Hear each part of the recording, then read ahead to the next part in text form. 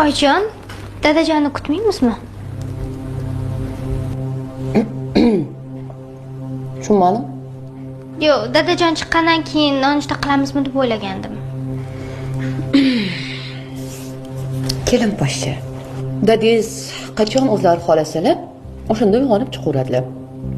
Keyin biznikida kimi qorni ochsa, o'zi o'tirib ovqatini yeyveradi.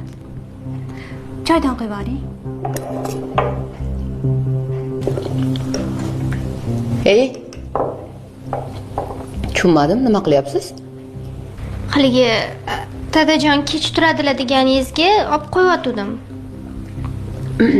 Chunki biz uyda dadam agar kech kelsalar, onam ovqatni boshdan olib qo'yardilar-da. Demak, gap bunday. Oyingizni uyidagi tarbiyalaringizni bu yerda qo'llamang, xo'pmi? Bu yerda meni aytganim bo'ladi.